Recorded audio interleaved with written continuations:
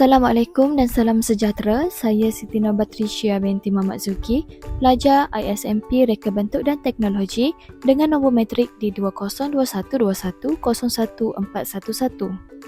Saya telah menjalankan kajian tindakan yang bertajuk meningkatkan keyakinan dan penglibatan murid tingkatan 2 ability dalam pembelajaran Reka Bentuk dan Teknologi melalui pembelajaran aktif abad ke-21 kaedah Jigsaw. Kajian tindakan ini memfokuskan topik pembelajaran RBT tingkatan 2 melalui pendekatan pembelajaran aktif abad ke-21. Kajian dijalankan di Maktab Rendah Sains Mara Pasir Tumbuh melibatkan 24 orang murid tingkatan 2 ability yang terdiri daripada 12 lelaki dan 12 perempuan. Masalah utama yang dikenal pasti ialah tahap keyakinan diri dan penglibatan murid yang tidak seimbang semasa PDPC.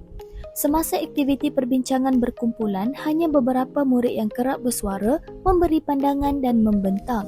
Sebahagian murid lain, khususnya murid pendiam dan pemalu, kurang yakin untuk bertanya soalan atau menyuarakan idea. Murid yang kurang yakin juga cenderung menunggu jawapan rakan dan bergantung kepada murid yang lebih dominan.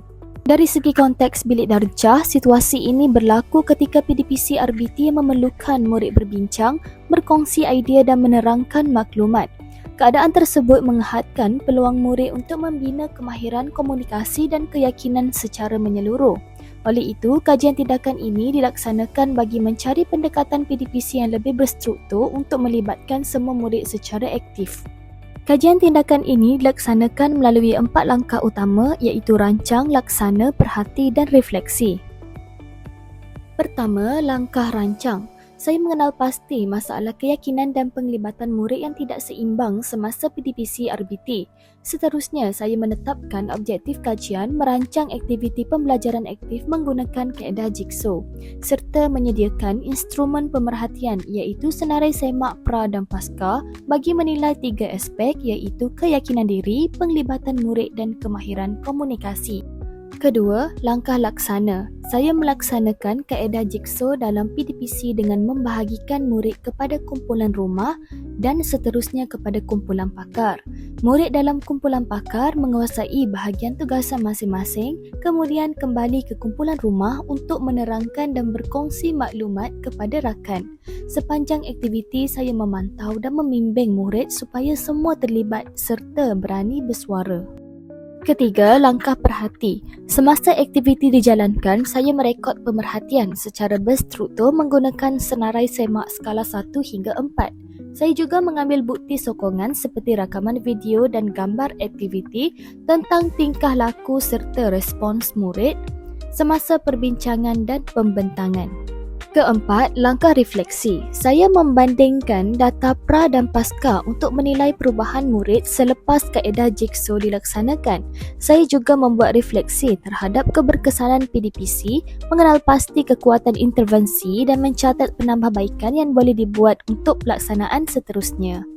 Kaedah Jigsaw kerana ia melatih diri saya untuk membentangkan sesuatu dengan lebih jelas dalam masa yang telah ditetapkan.